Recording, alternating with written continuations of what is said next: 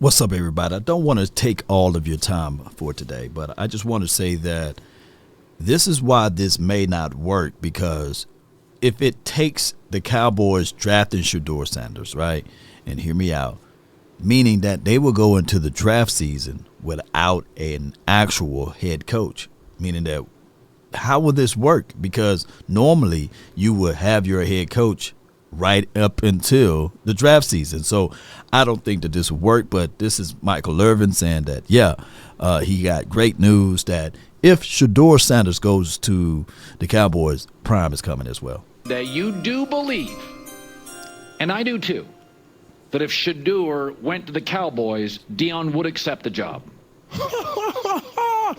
I believe 100%. And I can tell you, good sources have told me that. Great sources have told me that. That's all I can say like that without violating anything else. No doubt. Man, you know I love having it. No doubt, no doubt. So I would say that sounds good and everything, but normally if you're going to fire Mike McCarthy, unless Mike McCarthy get it extended for another year, and then you wait for a whole calendar year, and then you say, okay, Mike McCarthy, you gone, and let's bring in Dion Sanders, right? That's it sounds good, though. It sounds good, like the Cowboys should do these type of things. But in actuality, what I really liked, what I heard today, really from yesterday, is what Spears said, and he was right on point with a lot of things. I talked about this during my live feed or what have you, and this is the number one problem with the Cowboys. But before I go into that, my guy Michael Irvin been lobbying. He's been flat out lobbying for Deion to get here. Watch this. To have an ability to not go the normal route and still end up right here, you give him respect. I give him respect like I give my great guy Dion Sanders. He didn't go the normal route. Well, I'm gonna be in Jerry's ear about later. That's just something else we're talking about. Michael, I didn't mean to interrupt you. I gotta say. Yeah, so that's Michael Irvin talking to Jerry about a non-normal route, right? And, of course, we know the storyline of Prime. You know, he is a hard worker, educator, and motivator. We talked about things that he brings to the table on the show and how he knows how to really excel on a lot of things that goes unseen over there in Colorado. And I've seen it with my natural eyes over there at Jackson State. Shout out to D.I. Love. So when you look at all of those things and you add into the table or to the fray what Prime brings to the table, it's a lot. It's a lot because he walks around with moxie. He walks around with his mindset saying, hey, I can get things done. I can get things delivered here. And this is what he said about his mindset. And this is on a whole nother topic, but I just want to add this in for context. Let's listen to what he say. Appreciate where you are, right? No whatsoever. Because we expect to be here. A lot of y'all didn't expect us to be here and don't think we don't know that. But we expect it to be where we are. Matter of fact, we expect it to be a little better. We dropped a couple that we're not proud of, but that's in the past. So now we focus on one game at a time. We really, truly do. But our expectations ain't your expectations. Our expectations are our expectations, and we expect a lot out of ourselves. We practice with the type of intensity and passion and love and effort that you can't help but be successful in what we do. And when we don't do things properly, it shows. We're beating ourselves at times, and nobody beating us. We're beating ourselves. Man, that man is on the money with expectations and deliveries and beyond. Oh, my goodness, he on the money with it. And we just got to focus on those little things and correct them so we could be flawless. That's the goal. Can you allow yourself to appreciate where you are, right? No. That's dope. That's the mindset of Prime.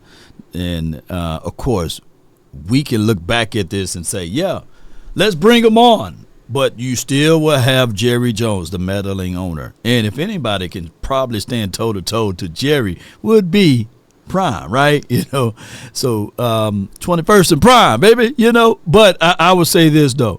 I don't think that any of this will happen. I think that the Cowboys probably go with the route of retreads as it relates to Bill Belichick. maybe a Mike Vrabel, but he's a little chippy. He's not a guy that Jerry Jones probably would be fond of. Or they could go with the mindset of Al Harris, and that's a far stretch right there, right? Because why not just elevate Al Harris now? But neither here nor there. And I'm talking about as far as defensive coordinator, if you're getting rid of Mike Zim. Or hear me out, the Cowboys could, dare I say, go with the mindset and the notion to say, hey, we firing Mike McCarthy and we elevate Mike Zim. Mike Zim and Prime, they work together. So that could be a very much tangible thing. But the Cowboys, this is who we are. We are a team that promotes business, marketing, but we are not a team that promotes winning. Jerry Jones said today, and he said it with a clear face, that, hey, they the sixth winningest team in the National Football League in the last 25 years. That is crazy. You know why it's crazy, ladies and gentlemen? Because you're going to pound and do all of this about you're the sixth. There's only 5 other teams ahead of you winning. But you only have 4 playoff wins in the last 25 to 26 years. That's terrible. That's flat out terrible. So those are things that Jerry and Son, because we only saying Jerry, but we know it's Jerry and them, which is his son. Them two right there, they need to figure out a way to get up out of here. It's all about evaluation. I'm trying to get guys reps with this team to see who can help us moving forward. I'm trying to get guys in the game to see if other teams are interested in some of those guys where we may have to make a change. But more importantly for Jerry and Steven, I think they have to be honest with themselves and realize that they're not operating like teams are operating that right. winning championships right. and consistently competing for Super Bowls. Right, right. And yes, we can get caught up in 12-5 seasons, and obviously you get into the playoffs, and nobody. I think if you in reality, that's a successful year. Because right. only one team is going to hoist the Lombardi. Facts. But to go from that to this, I hope they realize that a lot of changes need to be made, and I'm sure there's a lot of changes going. But some of those things, you have to change the way you go about doing business. And Scott, I had a conversation with one of my favorite people in media, a guy named Todd Archer, who does some stuff for ESPN here, but he covers the Dallas Cowboys on a daily basis. Clarence Hill Jr., another writer that was here and wrote about Dallas when I was playing. The reality for this football team is you are going to financially have to put yourself in harm's way in order to try to win a championship. Mm-hmm. And I don't think any team that's competing for one is not making those measured decisions and knowing that we may have to suffer 3 or 4 years from now based on what we're doing. Man, it goes all the way back, man, and he was cooking with that. Scared money don't make no money. You can't be scared. You got to get out there and will and deal. And sometimes you got to let it go. I think that this is a thing that's been a hindrance on the Cowboys for a long time, is the inability to let things go. Sometimes holding on does more damage than letting go. And you, Jerry Jones, got to let things go, man. And I get it. We are on this tank mindset that the Cowboys can fool around and get somebody that can really help this team out down the stretch. But even with a gang, and I'm talking about gang, of draft picks, you still need coaching, discipline. You still need free agent moves to marry up with the draft picks that you got. Because, yes, I get it. I've been saying this like a broken record over and over again. A new broom can sweep the floor good, but that old broom can get those corners. And where the Cowboys are messing up with is that they lean and live so much only on the draft picks, and they don't know how to complement. Who's complimenting Michael Parsons? Who's complimenting Diggs? And, of course, we get it. Bland would be that guy, but he's hurt. So any normal team would have been able to say to themselves, let me go out there and make sure I get a known commodity, right? Who's complimenting the run game?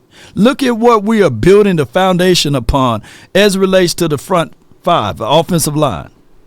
A bunch of rookies. So you got to know that there's a diminishing rates of return that's going to hit heavily faster when you have those kinds of caliber of guys. Who's complimenting CeeDee Lamb? All of the other teams know how to build infrastructures to help things out, help their quarterback out, help their running game out, to help other people out on this team. The Cowboys also, before we get on up out of here, we are the lowest paid staff in the National Football League. They don't pay their coaches. And especially when you on deals like this, they can talk about, yeah, man, everybody's in the meetings and everything, but at the end of the day, they're on monsterjobs.com. They're on USA Jobs. They looking everywhere. LinkedIn, they saying, hey, I need a job next season because my contract is up. And look at the record now. We're 3-7. Players feel that. And how much can a person or a coach on this staff, Jerry Jones talking about that he got 32 people on the staff, how many of those people can really drill home discipline? How many? When their contract is up at the end of the year, and the players that they talking about contract is up 2 or 3 years from now, they'll wave them off and say, man, you a temp worker, bro. You get out of my face, man. You won't even be here next year. I'll be the next I'll be the next coach problem, baby. You know, get on up out my face. Or they'll say, yeah, I'll do it, but don't do it 100%. The coaching staff don't have autonomy to fire folks or to bench or to move things around from what we can see. And especially Mike McCarthy. He's in a lame duck situation. It's the end of the road for him. Unless stranger things can happen. Cowboy Nation, post me your thoughts, post me your concerns of all of this down below. Once again, I would say this, though. The whole ideology of us possibly getting a prime here is a far stretch, because what you want to do before you go into the draft is assemble your team, assemble your head coach, your defensive coordinator, and who's going to be your linebacker coach, your wide receiver coach, if we're going to do an overhaul. If you're going to do one of those things, you don't fool around and hire your head coach after the draft. Let's be real with it. But just for entertainment, baby, let's listen to this one more time. News today, you do believe, and I do too, that if Shedeur went to the Cowboys, Deion would accept the job. I believe 100%. And I can tell you, good sources have told me that. Let me crack your cranium, baby. Great sources have told me that. That's all I can say like that without violating anything else. That damn playmaker. Let me crack your cranium and fertilize your brain. for educational purposes, baby. Hey, we about. Peace.